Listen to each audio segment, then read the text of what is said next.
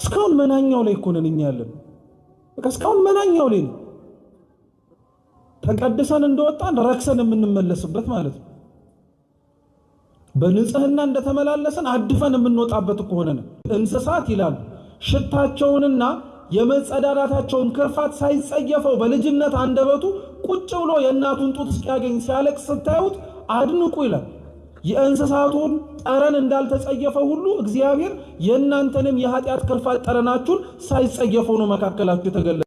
እግዚአብሔር ለማይገባቸው ሰዎች ቅዱሳን መላእክቱን፣ እግዚአብሔር ለማይገባቸው ሰዎች ቅዱሳኑን ጭምር እንዲታዩ እንዲገለጡ የሚያደርገው አንደኛ ሩሩሃ ባህሪ ስለሆነ ነው፣ ቸር ስለሆነ ነው፣ የማንም ነፍስ እንዲጠፋ ስለማይፈልግ ነው።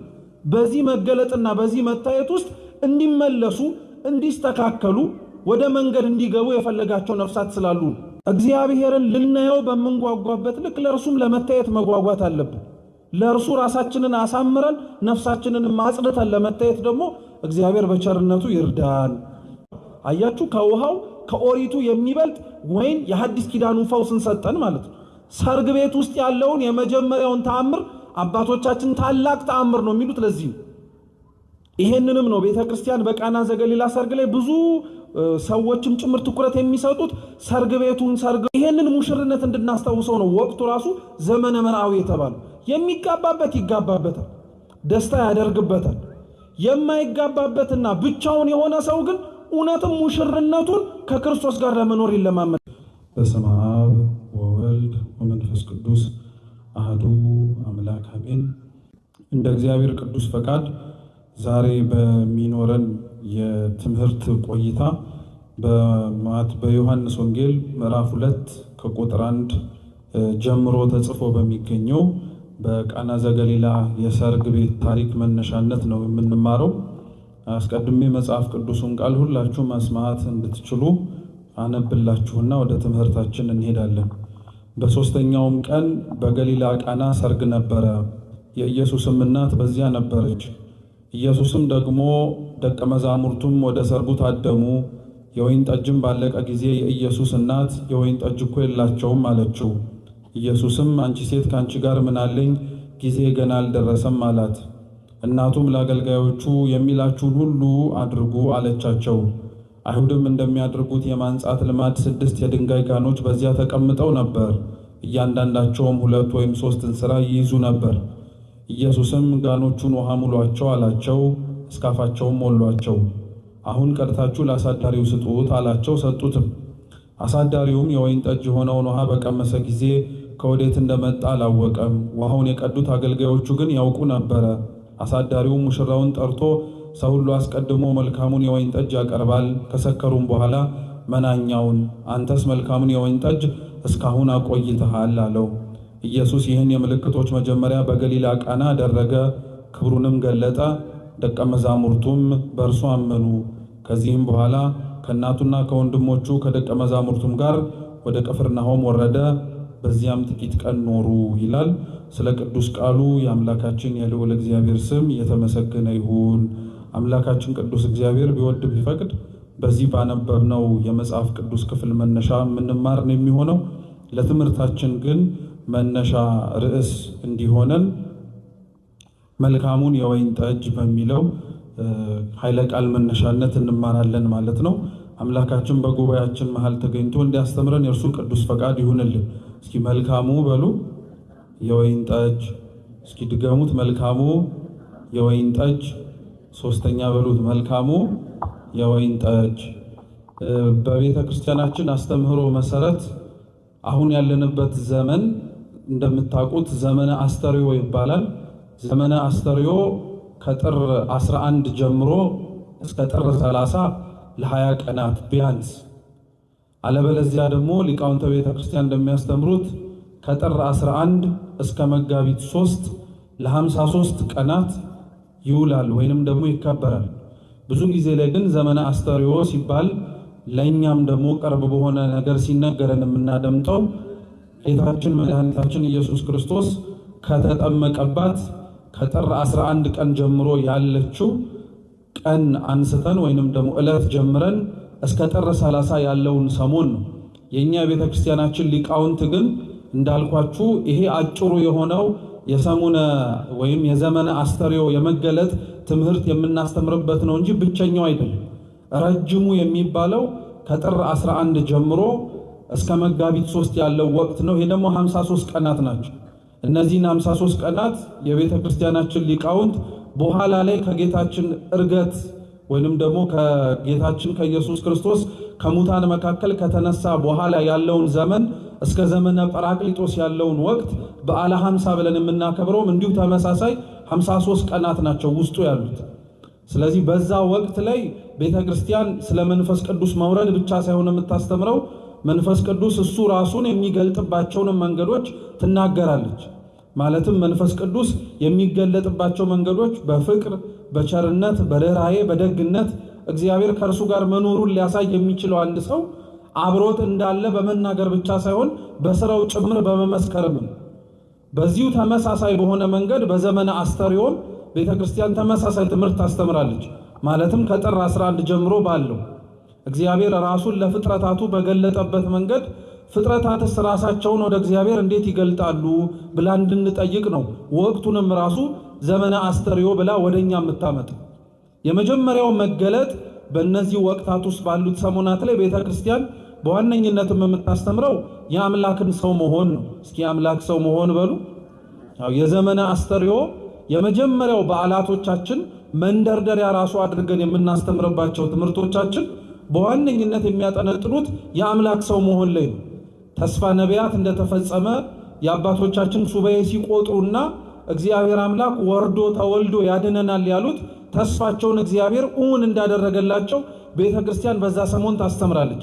ፍጻሜውንም ራሱ ማለትም ደግሞ የእነሱን ጾምና ጸሎት የምናበቃው የጌታን መወለድ በማብሰር ክርስቶስ ከኛ እንዳንዱ ሆነ፣ በግርግም ተወለደ፣ በሰማይ ያሉ ቅዱሳን መላእክት ወደ ምድር ወርደው በምድር ያሉ ጠቢባን የተባሉ ሦስቱ ነገሥታት ወይም ደግሞ ሰብአ ሰገል መጥተው ሰግደውለት እረኞች ካለበት ግርግምም ጭምር አብረው ተገኝተው አመስግነውት አምላካችን መድኃኒታችን ኢየሱስ ክርስቶስ በምድር ላይ የሰውን ሥጋ ተዋህዶ ተገለጠ ብላ ቤተ ክርስቲያን ዘመነ አስተርእዮን ከጥር 11 በፊት ታውጀዋለች፣ ትናገራለች። በክርስቶስ መወለድ ከክርስቶስ መወለድ በኋላ ያሉትን ወቅታትም ተመሳሳይ የሆኑ ነገሮችን የምናገኝ ከጌታ መወለድ ጋር ተያይዞ ቤተ ክርስቲያን አሁንም ስለ አምላክ ሰው በመሆን ሂደት ውስጥ ራሱን እንዴት እንደገለጠ አስቀድሞ በነቢያት ድምፁን እንሰማው የነበረው አስቀድሞ በነበሩት በአባቶች በአንድም ይሁን በሌላ መንገድ ሲገለጥ የነበረው እግዚአብሔር ዛሬ ግን ከኛ ጋር አብሮ ሊመላለስ፣ ከኛ ጋር አብሮ ሊጠጣ፣ ከኛ ጋር አብሮ ሊበላ ከኃጢአት በቀር ፍጹም ሰው ሆኖ ከኛ ጋር አምላካችን ሊመላለስ ታየ፣ ተገለጠ ብላ ቤተክርስቲያን ታስተምራለች። ይሄ ከትላንትናው መገለጥ አንጻር የተለየ መገለጥ ስለሆነ ቤተክርስቲያን በደንብ ከፍ አድርጋ ታስተምረዋለች። ምክንያቱም የክርስቶስ ልደት እንደ ማንኛውም ትላንትና ላይ ተወለዱ እንደምንላቸው አይነት ልደታት አይደለም። አባታችን አባ ጊዮርጊስ ዘጋስጫ የክርስቶስን ልደት ሁሉም ምእመናን ወይንም ደግሞ ክርስቲያኖች ራሱ ሊሰጡት የሚገባውን ክብር መረዳት እንዲኖራቸው 4 ልደታት አሉ ብሎ ያስተምራል። ስንት ልደት? 4 ልደታት አሉ። የመጀመሪያው ልደት ይላል አባ ጊዮርጊስ የአዳም ከምድር መገኘት ነው ይላል። የአዳም ከምድር መገኘት የመጀመሪያው የሰው ልጅ ፍጥረት ማለት ነው። ከምድር አፈር እግዚአብሔር አምላክ ሲያበጀው ሲያዘጋጀው በዛ አይነት መንገድ ለመፈጠር አዳም ብቸኛ ነው። ከሱ በኋላ ከምድር አፈር የተበጀ ሰው አናውቅ። ሰው ብዙ ተባዙ በሚለው የእግዚአብሔር ቃል ኪዳን መሰረትነት ወንድ ከሴት በሩካቤ ሥጋ እየተገናኘ በእግዚአብሔር ፈቃድ ጸንሶ ይወልዳል እንጂ የአዳምን ልደት አባ ጊዮርጊስ የመጀመሪያው ልደት ነው ይሏል። ከህቱም ከሆነ ከዛ በፊትም ጭምር ምንም አይነት ሰው አስገኝት አማታቀው መሬት አዳምን በማስገኘት የመጀመሪያ ልደት ናቸው ነው ይላል። ሁለተኛው ልደት ደግሞ የሚለው የሔዋንን ከአዳም ጎን መገኘት ነው። እስኪ ሔዋን በሉ ከአዳም ጎን መገኘት። ይሄም ልደት ያልተደገመ ልደት ነው። ከሔዋን ውጪ ሴት ልጅ ከአዳም ጎን ወይም ደግሞ ከወንድ ልጅ ጎን ስትፈጠር ወይም ስትገኝ ከሔዋን በኋላ አላየንም። ልክ ወንድ እና ሴት ተገናኝቶ በሩካቤ ሥጋ እንደሚወልዱት ሁሉ ሴት ልጅም የምትወለደው ከአዳም በኋላ ከጎኑ ከሚገኝ አጥንት ተወስዳ ሳይሆን በሩካቤ ሥጋ ብዙ ተባዙ በሚለው የእግዚአብሔር ቃል ኪዳን መሰረትነት ነው። ስለዚህ እንደ አዳም ያለ ልደት ማንም የተወለደ የለም። እንደ ሔዋን ያለም ልደት ማንም የተወለደ የለም ይላል አባ ጊዮርጊስ። ሶስተኛው ልደትን ደግሞ አባ ጊዮርጊስ ሲናገር ምን ይላል? እሱ ደግሞ የአዳምና የሔዋን ልጆች ናቸው ይላል። እስኪ አዳምና ሔዋን በሉ ልጆች። የአዳምና ሔዋን ልጆች የምንላቸው አቤል ቃይልን ለማለት ነው። እነሱም በነገራችን ላይ እንደነዛ አይነት ልደት ለመወለድ የመጨረሻዎቹ አይሆኑ እንጂ የመጀመሪያዎቹ ናቸው። አዳም ሔዋን ልጆቻቸውን መውለድ የጀመሩትና የወለዱት እንደምታውቁት ከገነት ከወጡ በኋላ ነው። ከገነት ከወጡ በኋላ ለመውለድ አዳምና ሔዋን ስንተኛ ናቸው? መልሱ እንጂ አንደኛ ናቸው ወይስ መጨረሻ ናቸው? መጀመሪያ ናቸው። የተወለዱትስ ልጆች ለምድር ሰው እንደሚወልድ ማሳያ የመጀመሪያ ምስክሮች ናቸው አይደሉም? ናቸው። አሁንም በነገራችን ላይ ወንድ ከሴት ተገናኝቶ ሴትም ጭምር ደግሞ ስትወልድ ማየት ብዙ ሰው ስለሚወልድ ለምዶብን ነው እንጂ እኮ አዲስ ክስተት ነው። አዲስ ነገር እኮ ሁሌም አዲስ የሆነ ነገር ነው። ግን ለመድናቸው ብዙ ነገሮችን ብዙ ሊያስገርሙን ሊያስደንቁን የእግዚአብሔር የእጆቹ ስራዎችና መኖሩን የምናውቅባቸው ነገሮች አይተናቸው ከምንደነቅባቸው ይልቅ ለምደናቸው ምን አዲስ ነገር ይገኝባቸዋል ብለን አጣጣልናቸው ወይንም ደግሞ አሳነስናቸው እንጂ እንደነዚህ አይነቱም ልደት ይላል አባ ጊዮርጊስ የተመጀመሪያ ልደት ነው፣ ልዩ የሆነ ልደት ነው ይላል። የክርስቶስ ልደት ግን ከነዚህ ሶስቱ ይለያል። አራተኛው ልደት ማለት ነው። እንደ አዳም ከመሬት አልተገኘም፣ እንደ ሔዋን ከአጥንት አልተገኘም። እንደ አዳምና እንደ ሔዋን ልጆች በዘር በሩካቤ አልተገኘም። የተወለደው በህቱም ድንግልና ነው። የወለደችው እናቱ በወለደችበት ቅጽበት እናቱ ተብላ እንደምትጠራ በመውለዷ ደግሞ ያልተፋቀና ሊጠፋ የማይችል ደግሞ ድንግልና አለ። ስለዚህ ራሱ ጌታችን ኢየሱስ ክርስቶስ እንደርሱ አይነት ልደት እንደርሱ አይነት የመገለጥን ሁኔታ ለማንም አድርጎት አያውቅም፣ አያደርገውም ጭምር። በዛ መንገድ የተገለጠ በዛ መንገድ እርሱንም ጭምር እንድናየው ያደረገን ማን ብቻ ነው? እግዚአብሔር ብቻ ነው። እርሱ ብቻ ግን አይደለም የአባቶቻችንን ትኩረት የሚስበው። ክርስቶስ ራሱን በገለጠባቸው እና እሱ መሆኑን ባወቅንባቸው ቦታዎች ላይ በጣም የሚገርሙ ነገር አድርጎልን። በቤተ መንግስት መወለድ ሲችል በግርግም መወለዱ ይደንቀናል። ምክንያቱም ንግስናውን ወይንም ደግሞ ቀዳማዊ የሆነ ሊሽረው የማይችል አምላክ ንጉስ እንደሆነ ማናችንም እናውቃለን። ግን ንጉስ ነኝ ብሎ የነገስታት ቤት ውስጥ ሳይሆን በረት ውስጥ መወለዱ ይደንቀናል። ያቺን በረት ሰማይ ማድረጉም ይገርመናል። በዛች በተገኘበት በረት ላይ እንስሳት ትንፋሾቻቸውን ሲገብሩለት እናደንቃለን። ለምን መሰላችሁ ክርስቲያኖች? ክርስቶስ የተወለደበት በረት እንስሳት ያሉበት ቦታ ብቻ ሳይሆን እንስሳትም ጭምር የሚኖሩበትም ነው። በረት እንደ በረትነቱ ደግሞ ምንም እንኳን ባንኖርበት ባንወለድበት አልፈን እንኳን ስናገድም ከብት በሚሸጥባቸው ቦታዎች ላይ ጠረኑ ለሰው ልጅ ለመቆም በጣም እንደሚከፋ እናውቃለን። የሚሸጠውም ሰው እንጀራው ስለሆነ ነው የሚቆም። ከአቅሙ በላይ ቢሆንበትም የሚበላበት መንገድ ስለሆነ ነው። እግዚአብሔር እኛን ሊያገኝበት የወደደበትን ራሱን የገለጠበትን መንገድ አያችሁ። ለኛ ብሎ ራሱን የሚሸት ቦታ እንዲቀመጥ ምክንያቱ ነው። እና የኛ ሊቃውንተ ቤተ ክርስቲያን በተለይ ቅዱስ ሄሬኔዎስ የሚባል መምህራችን ምን ብሎ ይናገራል መሰላችሁ? ክርስቶስ የተወለደባት በረት ውስጥ የተገኙት እንስሳት ይላሉ ሽታቸውንና የመጸዳዳታቸውን ክርፋት ሳይጸየፈው በልጅነት አንደበቱ ቁጭ ብሎ የእናቱን ጡት እስኪያገኝ ሲያለቅስ ስታዩት አድንቁ ይላል። የእንስሳቱን ጠረን እንዳልተጸየፈው ሁሉ እግዚአብሔር የእናንተንም የኃጢአት ክርፋት ጠረናችሁን ሳይጸየፈው ነው መካከላችሁ የተገለጠው ይላል። እንዲህ አይነቱ መገለጥ ከሱ ውጪ ሌላ ያደረገልን ነገር የለም፣ ሌላም የፈጸመልን የለም።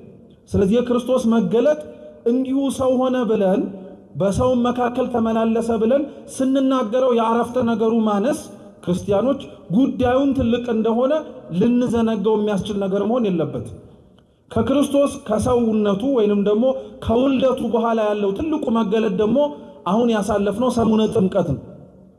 በመጠመቁ ራሱን ዝቅ አድርጎ በትህትና የተመለከትንበት፣ በመጠመቁ የእኛን የልጅነት ጥምቀት የመሰረተበት፣ በመጠመቁ ከምንም በላይ የዕዳ ደብዳቤያችንን ያጠፋበት፣ በመጠመቁ ጌታችን መድኃኒታችን ኢየሱስ ክርስቶስ እርሱ ብቻ ሳይሆን የባህሪ አባቱን ድምፅ ለመስማት የባህሪ ሕይወቱ የሆነው እግዚአብሔር መንፈስ ቅዱስንም ጭምር በርግብ አምሳል ተገልጦ እንድናየው ምክንያት ሆኖልናል።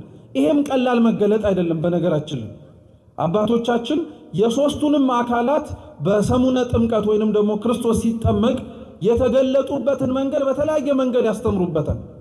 የክርስቶስን በአካለ ሥጋ ቆሞ መጠመቁን ቅድም እንዳልኳችሁ ለአራያነት፣ ለትህትና፣ የልጅነት ጥምቀትን ለመመስረት የእርሱ ልጆች መሆን የምንችልበትን የጥምቀትን በር ለመክፈት ነው። ሌሎቹስ አካላት ማለትም እግዚአብሔር አብና እግዚአብሔር መንፈስ ቅዱስስ የተገለጡበት መንገድ መኖራቸውን ብቻ ለማወቅ የሚያስችል አይነት መገለጥ እንዳልሆነ ወቁ። የእግዚአብሔር አብ አካሉን ብቻ ሳይሆን ድምፁን ብቻ ነበር የሰማን የነበረው። በደመና ላይ ሆኖ ድምፁን ነው የሰማነው። የምወደው ልጄ ይህ ነው እርሱን ምን አድርጉትኝ ስሙት የሚል ድምፁን ብቻ መስማታችንን ሊቃውንት ምን ይላሉ? እግዚአብሔር አምላክም ቢገለጥም እንኳን በባህሪው ግን ማንም ላለማየቱ ምስክር እንዲሆን እግዚአብሔር አብ አካሉን ሳይሆን ድምፁን ብቻ እንድንሰማ አረገናል። ሶስቱም በሚታይ አካላት ተገልጦ ቢሆን ኖሮ አይተን ጨረስን ብለን እንዳንሰናከል ተገልጦ ተፈጸመ የእግዚአብሔር ሥራ ብለን ሌላ እግዚአብሔር ሊያሳየን የሚችለውን ራሱን ሊያመላክተን የሚችለውን ነገር አበቃ ብለን እንዳንቀመጥ እየሰማችሁ ነው። እግዚአብሔር መንፈስ ቅዱስ በአንጻሩ ደግሞ በርግብ አምሳል ነው የተገለጠው። የርግቡን መገለጥ ከብዙ ሊቃውንተ ቤተ ክርስቲያን አንዱ ብቻ ያለውን ልንገራችሁ። ርግብ እንደምታውቁት ጌታችን መድኃኒታችን እግዚአብሔር መንፈስ ቅዱስ የተገለጠበት መንገድ ነው እና የኛ ቤተ ክርስቲያን ሊቃውንት እግዚአብሔር መንፈስ ቅዱስ በርግብ የመገለጡን ምክንያት አንደኛ ለንጽህናው ምስክር ስለሆነ እግዚአብሔር ንጹሕ ባህሪ ለመሆኑ ማጠየቂያ ነው ይላሉ። የኛ ቤተ ክርስቲያናችን ሊቃውንት ግን እንደዛ ብለው አያቆሙም፣ ይራቀቁበታል። ምን ይላሉ መሰላችሁ? ርግብ ይላሉ ጥሬ ብትቆረጥም ወይንም ደግሞ ጥሬ ብትበላ ውሃ ብትጠጣ በማንቁርቷ ወይንም ደግሞ በምትጠቀምበት በአፏን ርግብ ጥርስ እንደሌላት ታውቃላችኋል? እየሰማችሁ ነው? ቀላል ጥያቄ ነው ጠይቋችሁ። ርግብ ጥርስ እንደሌላት ታውቃላችኋል? ስለዚህ ጥሬ ልብላ ብትል ምንድን ብታረግ?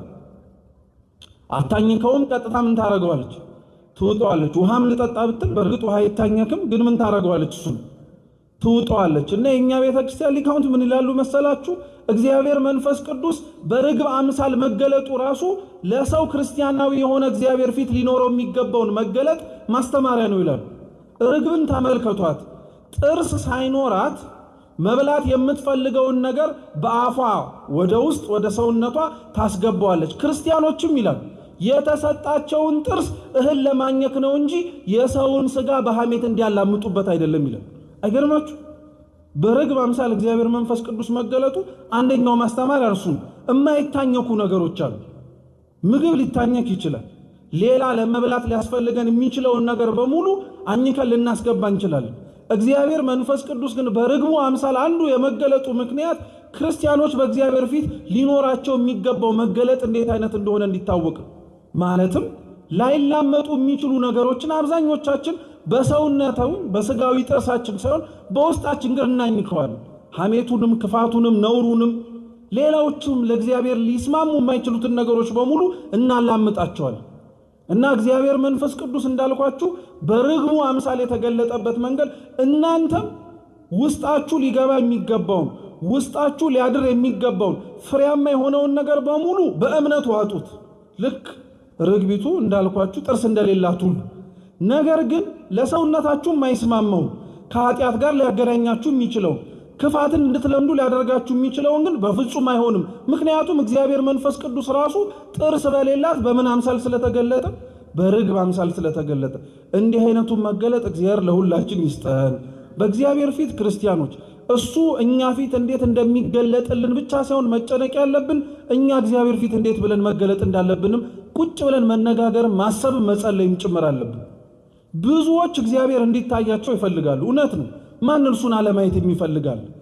እውነት ነው። ብዙዎች እግዚአብሔርን ለማየት ሱባኤ ይገባሉ፣ ጸሎት ይጸልያሉ።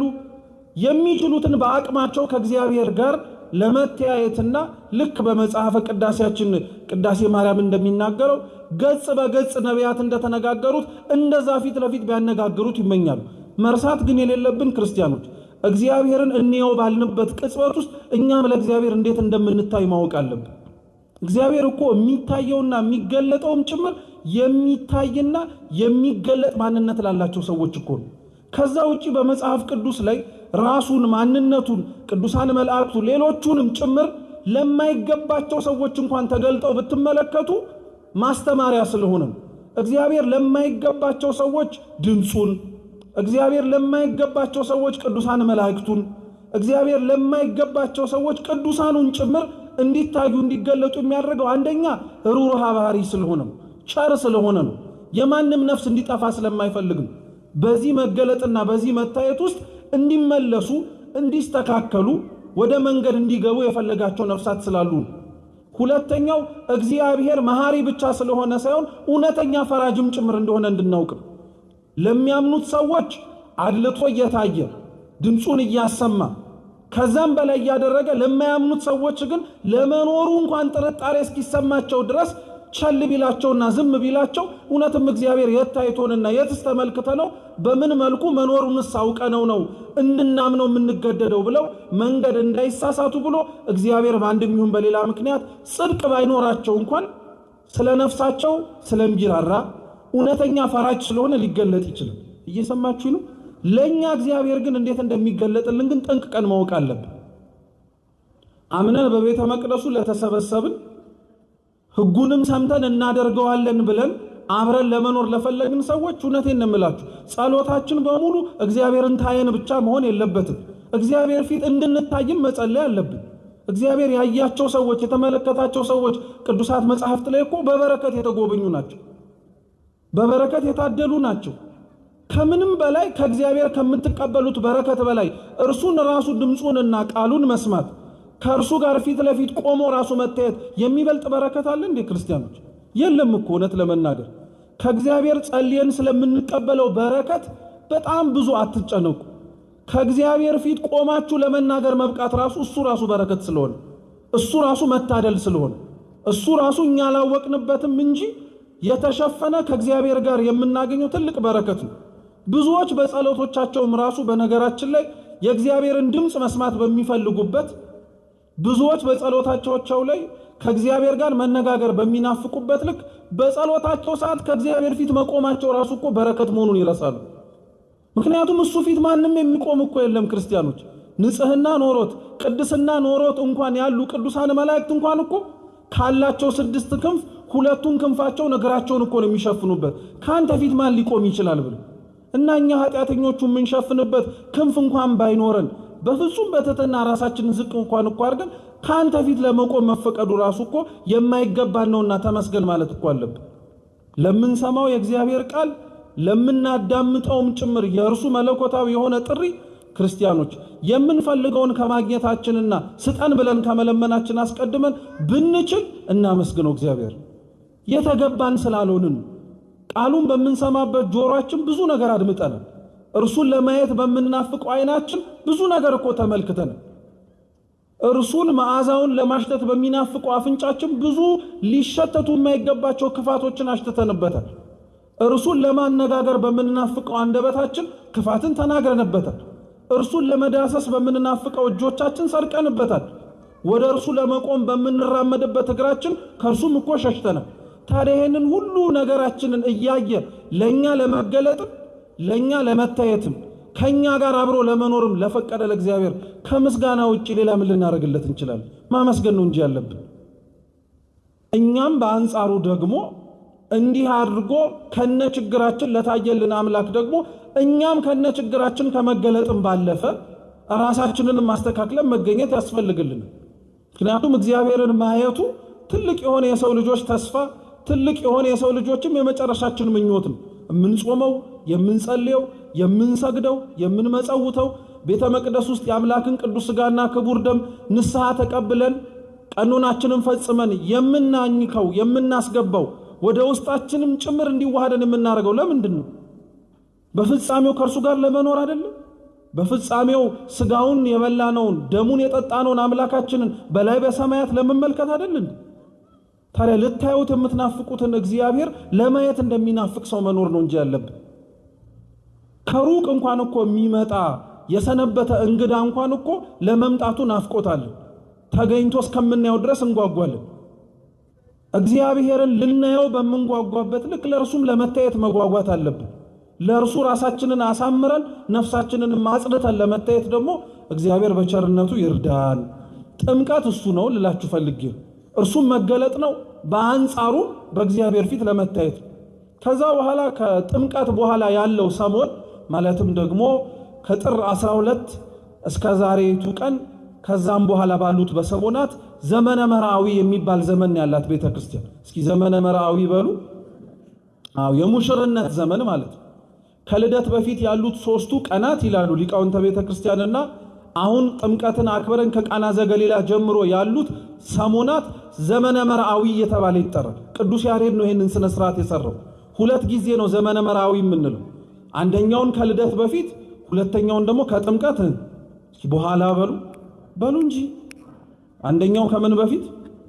ከልደት በፊት ስንት ቀን? 3 ቀን በሉ መልሱ እንጂ 3 ቀን። ሁለተኛው ሰሞን ከቃና ዘገሊላ በኋላ ያለው ዘመን።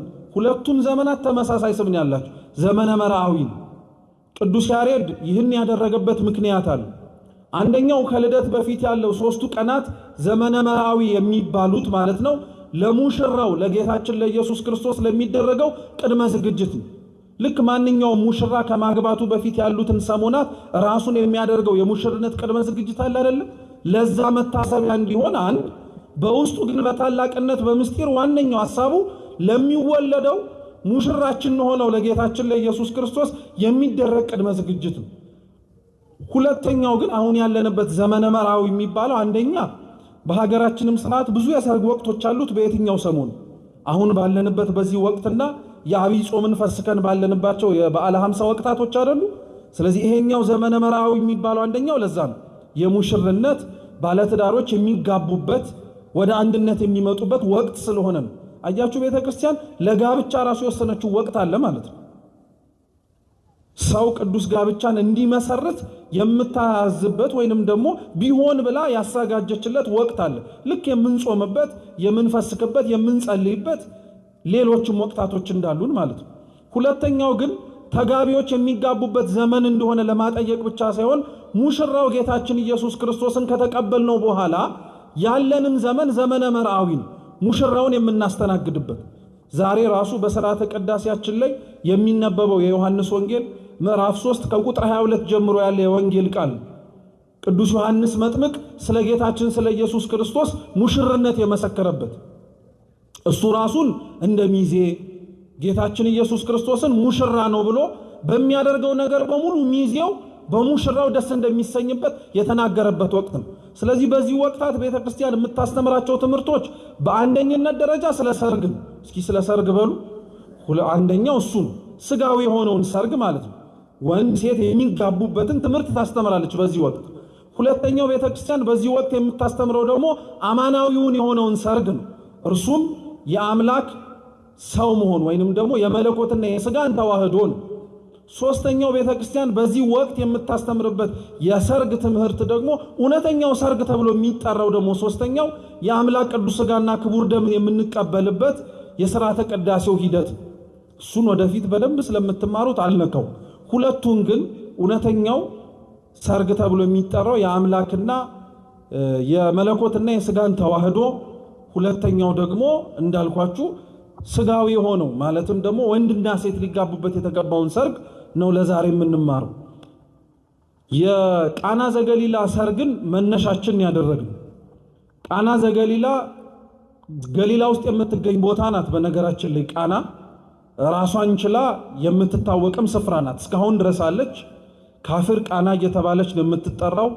ቦታው ላይ ምንም እንኳን ጌታችን ኢየሱስ ክርስቶስ ተአምሩን የፈጸመው ከብዙ ዘመናት በፊት ቢሆንም አሁንም ድረስ ብዙ ጎብኚዎች እየሄዱ በረከትን የሚቀበሉበት ከእግዚአብሔር ረድኤትን የሚካፈሉበት በተለይ ደግሞ ባለትዳሮች ወይንም ደግሞ ወደፊት ጋብቻቸውን ለመመስረትም ጭምር ራሳቸውን የሚያዘጋጁ ሰዎች መሳለም ከሚፈልጓቸውና ከሚሳለምባቸው ቦታዎች መካከል አንዱ በገሊላ ውስጥ የምትገኝ ቃና ተብላ የምትጠራው ቦታ ነው። የቃና ዘገሊላ ሰርግ እውነት ለመናገር እስካሁን ድረስ የሚዘመርለት ሰርግ ነው። የትኛውም ተጋቢ ሲጋቡ አይታችሁ ከሆነ የሚዘመረው ራሱ ምን የሚለው መዝሙር ቃና ዘገሊላ ነው። እና ሰርግ ቤቱ እውነትም በጣም ትልቅ ቦታ ስላለው ጌታችን መድኃኒታችን ኢየሱስ ክርስቶስ የመጀመሪያውን ተአምር ያደረገበት ቦታ የቃና ዘገሊላ ነው። ክርስቶስ ከዛ በፊት ባሉት ወቅታት ማለትም ደግሞ ከመጽሐፍ ቅዱሳችን ከወንጌል ውጪ ያሉ ከጌታችን ከኢየሱስ ክርስቶስ ልደትና መሰደድ ጀምሮ የሚያወሩ ቅዱሳት መጽሐፍቶቻችን ክርስቶስ ተአምርን ለመስራት የቃና ዘገሊላው ወቅት ወይንም ደግሞ የሰርግ ቤት የመጀመሪያው እንዳልሆነ ምስክሮች ናቸው። እየሰማችሁ ነው? ምስክሮች ናቸው። ምክንያቱም እንደ ቤተ ክርስቲያናችን መጽሐፍት እንደ ተአምረ ኢየሱስ፣ ተአምረ ማርያም ያሉት መጽሐፍትን ስናነብ ክርስቶስ ከልጅነቱ ጀምሮ ምን ሲያደርግ ነበር? ተአምር ሲሰራ ነበር። ብዙ ድንቅ ነገሮችን ሲያደርግ ነበር። የቃና ዘገሊላን ተአምር ግን ቅዱሳት መጽሐፍታችን ሲገልጡት የመጀመሪያው ተአምር ብለው ነው የሚናገሩት። አንደኛው የመጀመሪያው ተአምር የተባለው ክርስቶስ አገልግሎቱን የጀመረው በቃና ዘገሊላ ተአምር ስለሆነ ነው። ልክ ከተጠመቀ በኋላ እንደምታውቁት 40 ቀን 40 ሌሊት ሳይውል ሳያድር ከተጠመቀበት ዕለት አንስቶ ወደ ጾም ነው ሄደው ወደ ገዳመ ቆሮንቶስ። ከወረደ በኋላ ደቀ መዛሙርቱን የመረጠ ደቀ መዛሙርቱን መርጦ ነው ክርስቶስ አምላካችን ወደ ቃና ዘገሊላ ሄደ። አብረውት የተከተሉትን ደቀ መዛሙርት መጀመሪያ ላይ የጠራቸው አብረውትም ጭምር የነበሩት ናቸው። 12ቱ ደቀ መዛሙርት ማለት ነው። አንዳንድ መምህራነ ቤተክርስቲያን 5 ናቸው ይላሉ፣ ከታሪኩ አንጻር ሲነበብ ማለት ነው። መጀመሪያ ክርስቶስ አብረውት እንዲከተሉት ምክንያት የሆኑት ደቀ መዛሙርት የዮሐንስ መጥምቅ ደቀ መዛሙርት ናቸው። ዮሐንስ መጥምቅ ክርስቶስን ካጠመቀው በኋላ የተጠመቀው ጌታችን ኢየሱስ ክርስቶስ ሲያልፍ ተመለከተና ምን አለ? እነሆ የእግዚአብሔር በግ አለ። እስኪ እነሆ በሉ፣ የእግዚአብሔር በግ። እንዲህ ሲል የሰሙት የሱ ተማሪ የሆኑ ደቀ መዛሙርት በተለይ ደግሞ ቅዱስ ዮሐንስ ወልደ ነጎድጓድ ሲያደምጡትና ሲሰሙት ጌታችን ኢየሱስ ክርስቶስን ተከተሉት፣ አብረውት ሄዱ። መምህር ሆይ ወዴት ነው ማደሪያ? ወዴት ነው የምትሄደው? የትስ ነው የምታድረው? ብለው ጠየቁት። ኑናዩ አላቸው። እስከ ምሽት ድረስ አብረውት ቆዩ ነው የሚለው፣ እስከ ምሽት ድረስ። ከዛ በኋላ ተመልሰው ሄዱ። ከተመለሱ በኋላ ራሱን ደቀ መዛሙርቶቹን ደግሞ ክርስቶስ መጥቶ ድጋሚ እነ ዮሐንስን ወንድሙ ያዕቆብንም ጭምር ከአሳ ማጥመድነታቸው አንስቶ ተከተሉኝ ብሎ ጠራቸው። ተከተሉት። ከነሱ በኋላ እንደተከተሉት የሚነገረው ጴጥሮስና እንድርያስ ናቸው፣ ወንድማማቾች። ከነሱ በኋላ ደግሞ ወዲያውኑ የክርስቶስን ድምፅ ሰምተው የተጠራሩት ደግሞ ፊልጶስና ናትናኤል ናቸው።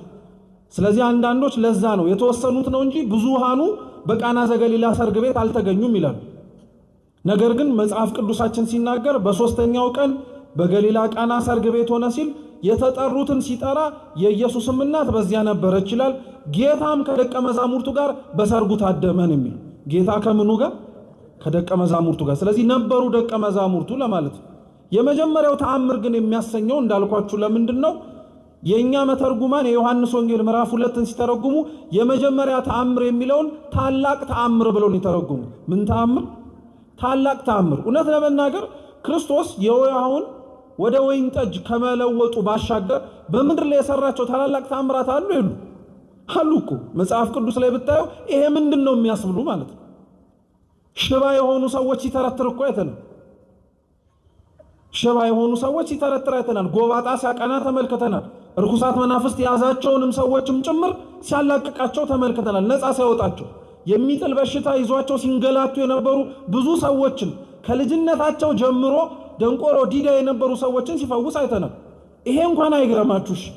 ምንም አይነት የአይን ምልክት የሌለበትን ሰው እኮ ዓለም ከመፈጠሩ ጀምሮ እንዲህ ያደረገ አልሰማንም እስኪባል ድረስ ክርስቶስ እኮ በምራቁ ትፍ ብሎ ጭቃ አብኩቶ በሰሊሆም መጠመቂያ ሂድና ታጠብሎት አይኑን አብሮቶለታል። እነዚህ ሁሉ ስትመለከቱ እና ምኑ ነው ውሃውን ወደ ወይን ጠጅ መለወጡ በጣም ትልቅ ተአምር የሚያስብለው ብለን እንጠይቅ ያደርገን። ጉዳዩ ክርስቲያኖች ውሃውን ወደ ወይን ጠጅ የመለወጥ ጉዳይ ብቻ ስላልሆነ ነው። ክርስቶስ በዛ ሰርግ ቤት ውስጥ ታዳሚ ሆኖ ተገኝቶ በሰርግ ቤት ውስጥ የፈጸመውና ያደረገው ተአምር ውሃን ወደ ወይን ጠጅ መለወጥ ብቻ አይደለም። አንደኛ የነቢያት የትንቢታቸው ፍጻሜ እርሱ እንደሆነ አሳይቷቸዋል። በምስጢር ሲነበብ እንደሰማችሁት ከሆነ ሰርገኞቹ ደግሰው ወይኑንም ጭምር አዘጋጅተው ይቆይልን ያሉት ለተወሰኑ ቀናት ነበር። እንደ ድሮ ከሆነ ሰርግ 7 ቀን 8 ቀን ከዛም በላይ ሊሰነብት ይችላል።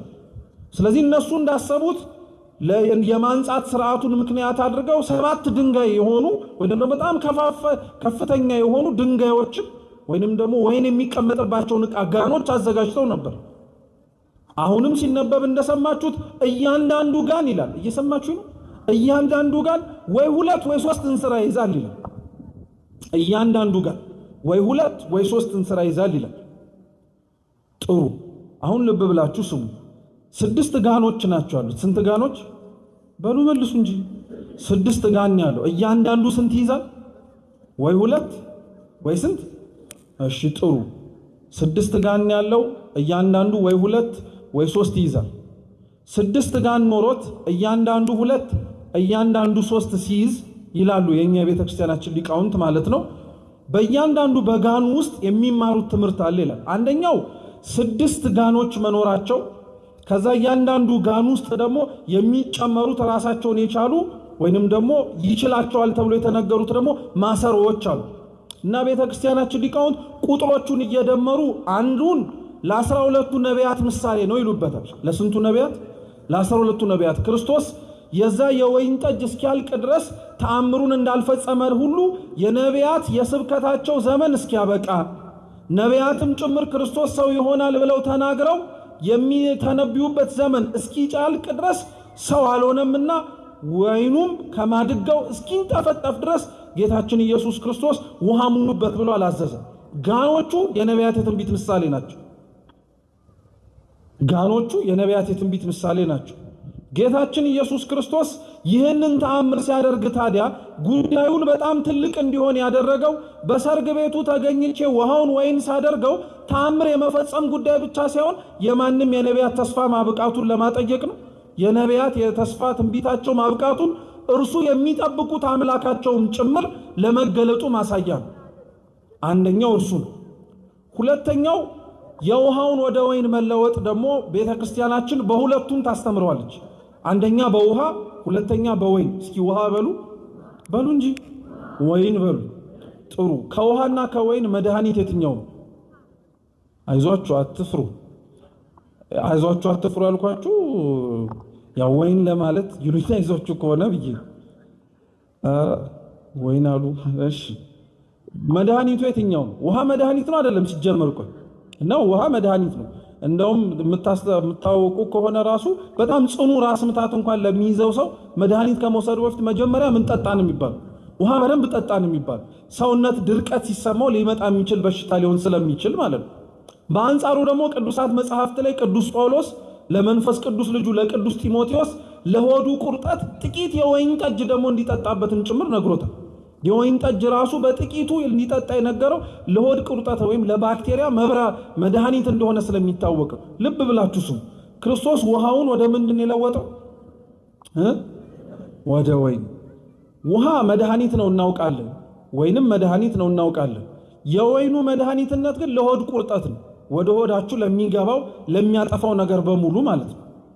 እና የኛ ቤተክርስቲያን ሊቃውንት ምን ብለው ያስተምራሉ መሰላችሁ? ክርስቶስ ውሃውን ወደ ወይን ሲለውጠው በቀደመው ጊዜ ላይ ሊፈውስ የሚችሉ ብዙ መንገዶችን በነቢያቱ ሲያደርግ ነበር። ማለትም ደግሞ ከእውነተኛው አምላክ ሰው ሆኖ ከሰጠን ከስጋውና ከደሙ በፊት የሚደረጉ ሰው ተስፋ እንዳይቆርጥ የሚደረጉ ፈውሶች ነበሩ። የታመሙት ሊድኑ ይችላሉ፣ የቆሰሉት ሊፈወሱ ይችላሉ፣ ጠላቶቻቸውን ሊያሸንፉ ይችላሉ። ነገር ግን ያ ሁሉ ተስፋ ነበር። እውነተኛው ክርስቶስ ሰው ሆኖ ከመጣ በኋላ ለሚያደርግላቸው ነገር በሙሉ ማመላከቻ እንዲሆን ነበር። ውሃው እሱ ነው ይላሉ። ልክ ክርስቶስ ውሃውን ካስቀዳቸው በኋላ ግን ወደ ምንነት ነው የለወጠው? ወደ ወይንነት ሊለው። እስካሁን ስትፈወሱ የነበረው ፈውስ፣ እስካሁን ስትድኑ የነበረበት ድህነት፣ እስካሁን ስትጎበኙ የነበረው መጎብኘት የበለጠ አዲስ የሆነ መጎብኘት ሰጣችሁ። ለሆድ ቁርጠት ጢሞቴዎስ ጠጣው የተባለውን ወይን አይደለ የማያሰክረውን እውነተኛውን ደም ሰጧችኋል። አያችሁ፣ ከውሃው ከኦሪቱ የሚበልጥ ወይን የሐዲስ ኪዳኑን ፈውስን ሰጠን ማለት ነው። ሰርግ ቤት ውስጥ ያለውን የመጀመሪያውን ተአምር አባቶቻችን ታላቅ ተአምር ነው የሚሉት ለዚህ። ይሄንንም ነው ቤተክርስቲያን በቃና ዘገሊላ ሰርግ ላይ ብዙ ሰዎችም ጭምር ትኩረት የሚሰጡት ሰርግ ቤቱን ነው። እውነት ነው፣ ሰርግ ቤቱ በጣም ትኩረት ይሰጠዋል። በሰርግ ቤት ውስጥ የተፈጸመው ተአምር ግን እስካሁን ድረስ የሚዘመርለት፣ እስካሁን ድረስ ከፍ ያለ ቦታ ቤተክርስቲያን ውስጥ ተሰጥቶ ከክርስቶስ በዓላት ውስጥ ከንዑሳን ውስጥ እንኳን ተጨምሮ የሚከበርበት ዋነኛው ምክንያት እዛ ውስጥ የተደረገችው ድርጊት ያለቀ የወይን ጠጅን የመቀየር ጉዳይ ብቻ ወይም የመሙላት ጉዳይ ብቻ አይደለም። ጌታችን መድኃኒታችን ኢየሱስ ክርስቶስ በኋላ ላይ ለሚሰጠን ለደሙ ምሳሌ እንዲሆን አድርጎ ነው ሰርግ ቤቱን ያዘጋጀው። ለዛ ነው በነገራችን ላይ አስተውላችሁ ሰምታችሁ ከሆነ ሥርዓተ ቅዳሴ ከመግባታችን በፊት ካህናተ ቤተ ክርስቲያን በሥርዓተ ቅዳሴው ቀኖና መሰረት እንዲያነቧቸው ከታዘዙ ምንባባቶች መካከል ገጽ 6 ላይ የሚነበብ ምንባብ አለ። በሰርግ ቤት ተገኝቶ የራሱን ስጋና ደም ሰጥቶ ቡልልኝ ጠጡልኝ ያለ ሙሽራ ከእርሱ ከክርስቶስ ውጭ የታውቃላችሁ ያለ ነገር እውነት ነው። ሰርግ ቤት ገብተን ሙሽራው ሜንጦ ላይ ተንጠልጥሎ አይተነው አናውቅም። ብሉኝ ብሎ ደሙንም ቀርቶ ጠጡት ብሎ አናውቅም በፍጹም። ሰርግ ቤት በተባለች በቤተ ክርስቲያን ውስጥ ግን ሙሽራ የተባለው ክርስቶስ ግን ያን ያደረገው ያቺ ሰርግ ቤትን ዋጋ የምንሰጣት ለዛ ነው። ዘመነ መርዓዊም የምንለው ለዛ ነው። እውነተኛ ሙሽርነት በነገራችን ላይ ክርስቲያኖች እውነተኛ በእግዚአብሔር ፊት የተመሰገነ ሙሽርነት እንዲሁ ከምናደርገው ወይንም ደግሞ ወንዶችና ሴቶች የሚያደርጉትን ጋብቻ ብቻ ሳይሆን ለነፍስ የሚደረግ መታጨት ወይንም ደግሞ ለክርስቶስ የሚደረግ ተገዥነትም ጭምር ነው።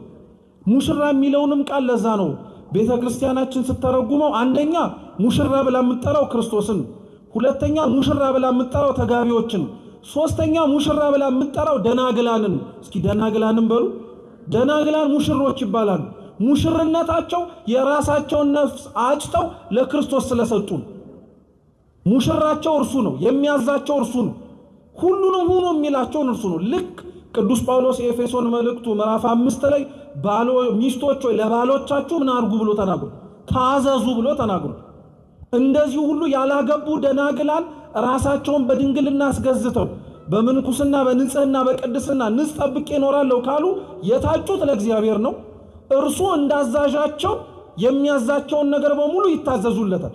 ለእርሱ ሙሽራ ናቸውና ማለት ነው።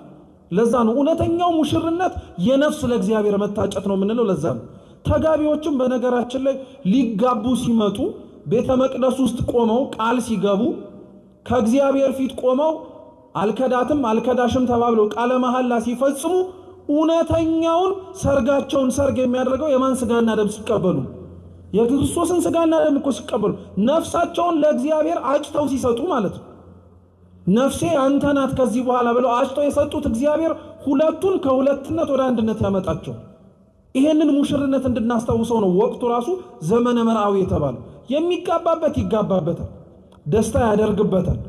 የማይጋባበትና ብቻውን የሆነ ሰው ግን እውነትም ሙሽርነቱን ከክርስቶስ ጋር ለመኖር ይለማመድበታል።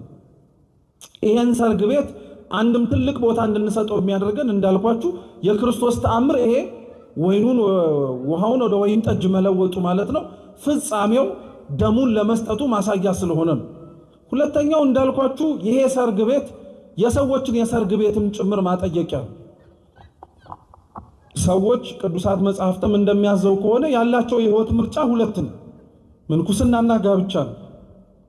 ምን ያህሎቻችን ለምንኩስና እንደምንዘጋጅ አይታወቅም። ምን ያህሎቻችን ለሰርግ ግን እንደምንዘጋጅ ይታወቃል። ምክንያቱም አኗኗራችን፣ አስተሳሰባችን ወይም ማህበረሰባችንም ጭምር በጣም የሚገፋው በጣም ወደዛ ህይወትም ተስቦ እንዲገባ የሚያደርገው ከምንኩስና ይልቅ ምንን ጋብቻ ነው። የሚጠላ ነገር ሆኖ አይደለም። በነገራችን ግን በአሰብ ያለብን ነገር ቢኖር ሁላችንም ለተመሳሳይ ጥሪ አልተጠራንም። ሁላችንም ተመሳሳይ መንገድ እንድንሄድ አልተዘጋጀንም። አንዳንዶቻችን እውነት ነው ቅዱስ በሆነው ጋብቻ ለመኖር እንጠራ ይሆናል። ሌሎቻችን ግን ለምንኩስናም ልንጠራ ይሆናል። ይሄንን ህሊናችን በነገራችን ላይ አምኖትም ጭምር እግዚአብሔርን የወደድከውን መንገድ ምራኝም ስንል ማወቅ አለብን። በእውነቴን የምነግራችሁ ምክንያቱም በጣም ብዙ ሰው የምንኩስና ህይወትን፣ የምንኩስና ትምህርትን፣ የምንኩስና ከእግዚአብሔር ጋር የመኖርን ህይወት እየናፈቀና እየተመኘ ነገር ግን ሊኖረው የማይችልና ሊያገኘው የማይችል እየተመኘው ስለሚሸሽ ይሄ ልክ አይደለም። የእግዚአብሔርን ጥሪ እኛም ልንጠራበት የተገባንበትን ህይወትን ለይተን ማወቅ ሁላችንም ያስፈልገን። ለዛ ነው ንጽህና ላላቸው ልባቸውም እውነት የእግዚአብሔርን ጥሪ ለመስማት ራሳቸውን ዝግጁ ያደረጉ ሰዎች እግዚአብሔር በየት መንገድ ሊሰማሩ እንደሚገባቸው አስቀድሞውኑ ይነግራቸው። የልቡናቸውን መሻት ብቻ ሳይሆን እርሱ ራሱ ደግሞ በምን መንገድ ቢሰማሩ እንደሚፈልጋቸውን ጭምር ያሳስባቸው። ከዛ ውጭ ግን የልብ ንጽህና ለሌለን ክፋትን ለተላመድን ሰዎች ግን ቅዱሳት መጻሕፍት ምስክሮች ናቸው። እንዳልኳችሁ እነሱ ናቸው ወይ ሰው ያገባል ወይ ሰው ይመነኩሳል ብለው የሚነግሩ። የቃና ዘገሊላ ሰርግ ቤት እንዳልኳችሁ አንደኛው ማሳያው የሰርግ ቤት ወይንም ደግሞ የተጋቢዎችን ታሪክ ነው። አንደኛ ተጋቢዎች በሰርጋቸው ሊኖራቸው የሚገባውን ቦታ ያስተምረናል። የዮሐንስ ወንጌል ምዕራፍ 2 ከቁጥር 1 ጀምሮ ያነበብነው ምንባል የመጀመሪያው የሰርግ ቤት ተጠሪ መሆን ያለበት ማለት እግዚአብሔር ነው። እስኪ እግዚአብሔር በሉ። እግዚአብሔር ነው። እርሱ ያልተገኘበት ሰርግ ቤት ምኑን በረከት አለው? ሲጀምር ዶኪማስ ከሀፍረት የዳነው ያ ያተርፈኛል ያለው የወይን ጠጅ አልቆበት ነውሩ የተሸፈነለት ማን እዛ ሰርግ ቤት ውስጥ ስለተገኘ ነው? እግዚአብሔር እኮ ስለተገኘ ነው። እናቱ ስለተገኘች እኮ ነው። ደቀ መዛሙርቱ ስለተገኙ ነው። ይሄ ለኛ ትምህርት እኮ ነው። ሰርግን ለማድረግ ለሚያስቡ ሰዎች በሙሉ መጀመሪያ የሚጋብዙት ሰርጋቸው ላይ እንዲገኝም ጭምር ጥሪ የሚጠሩት ማንን ነው? እግዚአብሔር መሆን አለበት እያለ ነው። አንድ የመጀመሪያው ትምህርት እሱ ነው። በሶስተኛውም ቀን በቃና ዘገሊላ ሰርግ ነበረ ካለ በኋላ የኢየሱስም እናት በዚያ ነበረች ነው የሚለው። ጌታና ደቀ መዛሙርቱም ነበሩ ስለሚል ከሱ ቀጥሎ ያሉትን ምንባባት ደግሞ ስትመለከቷቸው በሰርግ ቤት ውስጥ ሊኖረን የሚገባውን ትምህርት ራሱ እግዚአብሔር አስተምሮ ነው። ሁለተኛው በሰርግ ቤት ውስጥ ከጥሪው በኋላ ሊኖረን የሚገባውን ነገር ሲያስተምረን ደግሞ እግዚአብሔር ጎዶሎን መሙላት ነው። እውነት ነው። ክርስቶስ የተገኘው እናቱም ተጠርታ የተገኘችው ደቀ መዛሙርቱም በዛ ቦታ ላይ የተገኙት እንደ ታዳሚዎች የሰርጋቸው የደስታ ተካፋይ እንዲሆኑ ነው እንጂ የጎደላቸውን እንዲያዩ የጎደላቸውን እንዲሞሉ ይሄ ነገር ሊያስጨንቃቸው ይችላሉ ብለው የሆነ ነገር እንዲያደርጉ አይደለም። ነገር ግን እግዚአብሔር ባይጠይቁትም እንደሚያስፈልጋቸው አውቆ እመቤታችን ባያሳስቧትም እንደሚያሳስባቸው ግን ተረድታ ያንን ነገር አድርጋለች። ይሄም ትምህርት ነው። በነገራችን ጎዶሎን ማየት ጎዶሎን መሙላት የሚያስፈልግን ነገር ማድረግ ትምህርት ነው። ሶስተኛውም ተመሳሳይ ነው። ይሄንን ተአምር ከተፈጸመ በኋላ ይህን ነገር ከተደረገ በኋላ ጌታችን መድኃኒታችን ኢየሱስ ክርስቶስ ደቀ መዛሙርቱም ይህን ተአምር ካደረገ በኋላ ራሳቸው ደቀ መዛሙርቱ በእርሱ አመኑ ይላል። ደቀ መዛሙርቱ አመኑ ተብሎ የተነገረው ሳያምኑት ተከትለውት አይደለም። ነገር ግን ልብ ብላችሁ ስሙ። ክርስቶስን ይከተሉት የነበረው በትምህርቱ ነው እንጂ ተአምሩን ፈልገው እንዳልሆነ ማጠንከሪያ እንዲሆን እየሰማችሁ ነው። እስኪ ክርስቶስን በሉ ለትምህርቱ እንጂ ለተአምራቱ አልተከተሉትም። ለዛ ነው በነገራችን ላይ ክርስቶስን ለትምህርቱ ነው እንጂ ለተአምራቱ ስላልተከተሉት ተአምራትን ማድረግ ባላደረገበት ወይም በማይፈጽምባቸው ወቅታቶች ላይ ሐዋርያት ከስሩ ሲጠፉ አናይ። ተአምር ሲያደርግም አሉ ሳያደርግም ጭምራሉ። የመጡት ምኑን ብለው ስለሆነ ትምህርቱን ብለው ስለሆነ ክርስቶስን ለምን ብላችሁ ነው የምትከተሉት ተብለን ራሱ ወይም ተጋቢዎች ሰርጋችሁን የምትፈጽሙት ለምንድን ነው ብለው እንዲጠየቁ ራሱ የትምህርት ያስተምራቸዋል። የምትጋቡት በቤተ ክርስቲያን ክርስቲያን ሆናችሁ ነው። ክርስቲያን ከሆናችሁስ በኋላ እውነት የሚያስፈልጋችሁን ነገር አሟልታችሁ ነው። ከዛስ በኋላ የምትገቡበትን ሕይወት አውቃችሁት ነው። ይሄን ክርስቲያኖች እንደዋዛ ልናደርገው አይገባም። የሚቆርቡ ምእመናን ለሚቆርቡት ቅዱስ ሥጋና ክቡር ደም የሚያደርጉትን የትምህርትና የቅድመ ዝግጅቶች በሙሉ ተጋቢዎችም ሊያደርጉት ያስፈልጋል። ምክንያቱም እግዚአብሔር በእነሱ ሕይወት ሊገለጥ ምክንያት እየሆነ ነው። ቅዱስ ጳውሎስ የተጋቢዎችን ክርስቲያን ሆነው በቅዱስ ሥጋውና በክቡር ደሙ ከብረው የሚኖሩ የምእመናንን ቤት የሮሜ መልእክቱ ምዕራፍ 12 ላይ ሲናገር በቤታችሁ ያለችው ቤተ ክርስቲያን እያለ የሚጠራት የአብዛኞቻችን ቤት እኮ ጋብዘን ያልጠራ ነው እግዚአብሔር ስላልተገኘበት እኮ እኛ ክርስቲያን እንባል ይሆናል እንጂ ቤታችን ቤተ ክርስቲያን አይደለም። እናውቀዋለን ጠንቅቀን ኃጢአት የምንሰራበት ክፋትን የምንሸምቅበት ሰው አላየኝም ብለን ሌላ ክፋት የምንጎነጉንበት ስፍራ ቤታችን ነው። ግን የክርስቲያኖች ቤት በቅዱስ ሥጋው በክቡር ደሙ የከበረ ሆኖ የተመሰረተ ጋብቻ ከሆነ ቤቱ ቤተ ክርስቲያንነት ደረጃ እስኪደርስ ድረስ ንጽህና እንዲኖረው ያስፈልገው። ይሄን ትምህርት ከቃና ዘገሊላ አግኝተናል፣ አይተነዋልም ጭምር። ሌሎቹን ጉዳዮችን ነው ክርስቲያኖች ከዛ በኋላ ስለመቤታችንም ምልጃ ስላቀረበችውም ጥያቄ እግዚአብሔርም ስለሰማት ብዙ ጊዜ እነዚህን ጉዳዮች ስለተማርናቸው ያቀረበችው ጥያቄ የላቸውም ያስፈልጋቸዋል ወይን እኮ አጥተዋል የላቸውም የሚለው ጥያቄ ክርስቶስ የመለሰላትን መልስ ብዙ መምህራን ለስንት ዓመታት ተምረው መቼም አንቺ ሴት ካንቺ ጋር ምን አለኝ የሚለውን ጥያቄ አሁን ላይ ድረስ አማኝ እየሰማ የሚደናገጥበት አይሆን ብዙ ስለተመለሰ። ግን የቃና ዘገሊላ ሰርግ ውስጥ ያሉ አሁንም ልናውቃቸው የሚገቡ ግን ጉዳዮች አሉ። አንዱ አሁን ያነሳውላችሁ የክርስቶስ ያንን ተአምር መፈጸም የደቀ መዛሙርቱን እምነት እንዲጨምርላቸው ምክንያት ሆኗቸዋል። ደቀ መዛሙርቱ አያምኑም ነበር እያልን አይደለም እንዳልኳችሁ፣ ግን እምነታቸው አንዴ ከፍ ይላል፣ አንዴ ዝቅ ይላል፣ አንዴ በረታል፣ ሌላው ይጠነክራል። አያችሁት? ክርስቶስ በዶኪማስ ቤት ውስጥ ያደረገው ተአምር እንኳን ድኩማን የሆኑትን የደቀ መዛሙርቱን እምነት እንዲጠነክሩ ብርታት ሆኗቸዋል። ሰርገኞች ቤተክርስቲያን ውስጥ ሰርጋቸውን በመፈጸማቸው ምክንያት እኮ ከቤተክርስቲያን ውጪ ሊኮበልሉ ያሉ ዓለማዊውን የሆነውን የሰርግ ቤትን ስነ ስርዓት ተመኝተው ሊወጡ እንኳን የሚመኙትን ሰዎች መልሶ እምነታቸውን ሊያጠነክር እንደሚችል ታውቃላችሁ። ለዋዛ እኮ አይደለም ቤተክርስቲያን ተጋቢዎች እንዲጋቡ በመንፈስ ቅዱስ ትዳራቸው እንዲባረክ በአምላክ ስጋና ደም ከሁለትነት ወደ አንድነት እንዲመጡ የምታደርገው ለነሱ ጥቅም ብቻ ሳይሆን ያላመኑትም ሰዎች የነሱን ህይወትና እነሱ የመረጡትን መንገድ አይተው ምን ማድረግ እንዲችሉ እንዲያምኑ እንዲጠነክሩ እኮ እንዲያምኑ እንዲጠነክሩ ክርስቶስ ለዛ ነው በዛ ቤት ውስጥ ይሄንን ህይወት ሊያሰጣቸው የሚችለውን ተአምር ካደረገ በኋላ አሳላፊዎቹ እያነሱ እንደሰማችሁት ማስጠት ጀመሩ እና አሳዳሪዎቹ እየሰጡ እያሳለፉ ሳለ በሰርግ ቤቱ ድምተኛ ሆነው ከተገኙት ሰዎች መካከል የወይን ጠጁን ቀምሶት አደነቀው።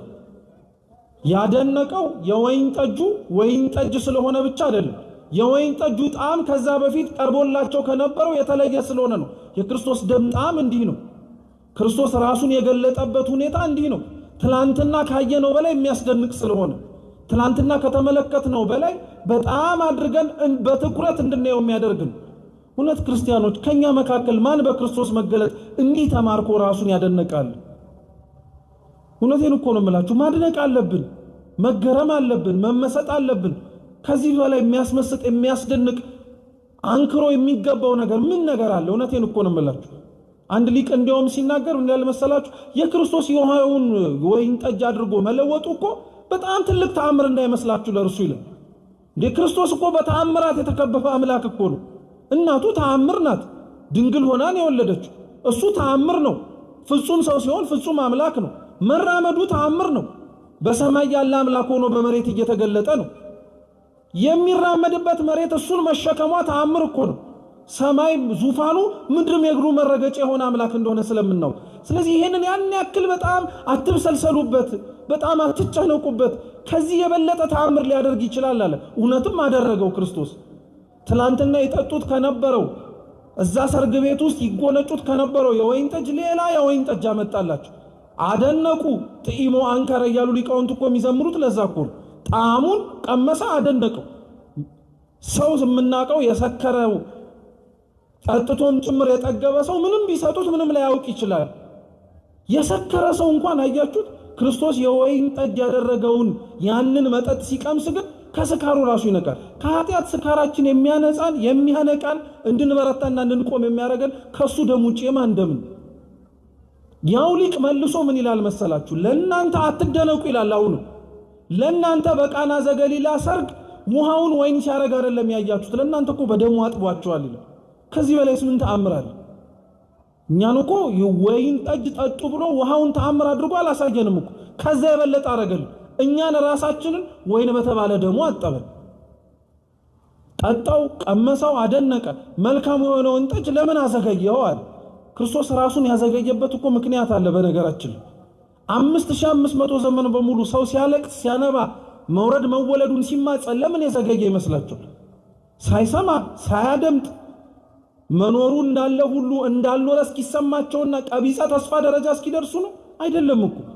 እግዚአብሔር ሊገለጥበትና መልካም የወይን ጠጅ የተባለ ደሙን ሊያሳያቸው የሚችለው ምሬቱን ማወቅ ሲችሉ። ለዛ ነው የኛም ሊቃውንተ ቤተ ክርስቲያን ይናገራሉ። አምላክ ሰው የሆነበት ዘመን ማለት የኃጢአት ጽዋ ሞልቶ ጫፍ የደረሰበት ዘመን። በቃ ምንም አይነት በደል አልሰራንም እንዳይባል ሰርተን በሙሉ ከጨረስን በኋላ ምንም ልንሰራው የምንችለው ጽድቅ እንደሌለ ሲታወቅ አዲስ ህይወት እንድንጀምር ነው ያደረገ። አዲስ ማንነት እንድንጀምር ነው ያደረገ። ያንን ነው ክርስቲያኖች ትኩረት ማድረግ ያለብን። ይሄንን የነገርኳችሁን ነገር ነው ቁጭ ብለን ማሰብ መቻል ያለብን። የክርስቶስ መልካም የሆነው ጠጅ የዘገየው ኃጢአታችን በሙሉ እስኪያበቃ ድረስ ነው። ያ ማለት አሁንም የምንሰራውን ኃጢአት እንቀጥል ጫፉን እስከምናገኘው ድረስ እንበረታበት ለማለት አይደለም። ግን ሊመረን ያስፈልጋል በደላችን። በቃ ያሳለፍነው የበደልና የክፋት ዘመን ሊያሳቅቀን ያስፈልጋል። ያንን ምሬታችንን ያንን አሳቆን አንገዳግዶ ሊደፋን ያለውን ኃጢአታችንን እውነትም ሊሽርልን ሊያጠፋልን ቀምሰነው ከድንዛዜያችን ሊያነቃን የሚችለው መልካም የወይን ጠጅ የተባለው የማን ደም ብቻ ነው? የክርስቶስ ደም ብቻ ነው። ሌላ ምንም ነገር የለው። እርሱን ነው እንድናውቀውም ጭምር የፈለገው። አሳላፊዎቹ አይተው ያወቁት እርሱ የሚጠጣውም ሰው ከነበረበትና ካለበት ስካር ነቅቶ እንዴት እስካሁን ድረስ ዘገየብን ብሎ እንዲደነቅ ያደረገው እስኪ አሁን አስቡት። እስካሁን ካከበርናቸው የዘመነ አስተርእዮ ክብረ በዓላት ላይ መልካሙን የወይን ጠጅ የተባለውን ደሙን ለመጎንጨት የታደልነው ስንቶቻችን ነው? እናውቀዋለን እኮ ክርስቲያኖች። በዓላችንን አክብረን ታቦታቶቻችንን ወደ መንበረ ክብራቸው ከመለስን በኋላ እኛ የምንጎነጨው ይጠፋናል እንዴ? የምንገኝበት ቦታ እውነት መልካም የወይን ጠጅ አለበት ተብሎ የተጠራው የክርስቶስ ደም የክርስቶስ ሥጋ ያለበት ቤተ መቅደስ ውስጥ ነው እንዴ? እስካሁን መናኛው ላይ እኮ ነን እኛ ያለን። በቃ እስካሁን መናኛው ላይ ነው። ተቀድሰን እንደወጣን ረክሰን የምንመለስበት ማለት ነው። በንጽህና እንደተመላለሰን አድፈን የምንወጣበት እኮ ሆነ ነው። የመልካሙን የወይን ጠጅ እውነቴን ነው የምላችሁ ክርስቲያን ዘመነ መራዊ ሳይወጣ ነው መውሰድ። ይሄ ሙሽርነት ዘመን ሳያበቃ እውነትም ነፍሳችንን ለክርስቶስ ማጨት አለብን። በቃ ከኃጢአት ከበደል ከክፋት ሁሉን ነገር ማላቀቅ አለብን። ማንም ባለትዳር ለባለትዳር መቼም ማጫ ታውቃላችኋል? አታውቁም? ማጫ ምንድን ነው? የሚቀርብ ስጦታ ነው አይደለም እንዴ? እናንተስ እሺ አታውቁት? የምታገቡት ወይ ያገባችሁት ወንዶች አታውቁም እንዴ? ማጫ ምንድን ነው? አራቲውኝ እኔን እናንተን ማጫ ምንድን ነው? መልሱልኝ። ጥሎሽ ነው ማጫ? እሺ ማጫና ጥሎሽ በነገራችን ላይ ሁለቱም ይለያያሉ። አንዱ የሚቀርበው ለሚስት ነው አይደል? ሁለተኛው የሚቀርበው ደግሞ ለሚስት ምኖችን ቤተሰቦች የሚቀርብ። ብቻ ግን ክርስቶስን እናንተና እኔን ሁላችንንም አጭቶናል። ያጨን ደግሞ በሚጠፋ ወርቅና ብር አይደለም፣ በስጋና ደሙ አፍስሶልን ቆርሶልን ማለት ነው። ዘመነ መራዊ እርሱን አስበነበት እንድሉን ነውና መልካሙ የወይን ጠጅ የተባለው ክርስቶስ ያጫችሁ ክርስቶስ ወደ እርሱ መቅረብ እንድትችሉ ነፍሳችሁን የተቤዠበት ነፃ ያወጣበት ደሙ ያንን መቀበል እንድንችል አምላካችን ልዑል እግዚአብሔር ይርዳል። የቃና ዘገሊላ ሰርግ ተአምሩን ሁሉንም ነገር ላይ ያደረጋል አምላካችን ልዑል እግዚአብሔር ስሙ የተመሰገነ ይሁን። ከምንም በላይ ተአምሩን ሁሌም እንዳይረሳ የሚያደርገው የውሃውን ወደ ወይን ጠጅ መለወጥ እንደሆነ ሁሉ እግዚአብሔር ወደ እርሱ እንዳንቀርብ ያደረገንን ወደ እርሱ እንዳንጠጋ ያደረገንን ከእርሱ ርቀን ኮብልለን እንድንኖር ያደረገንን ባዶነታችንን ይሙላልን፣ ውሃችንን ወደ ወይን ጠጅ ይለውጥልን። የሰማነውን በልቦናችን ሰሌዳ ይጻፍልን።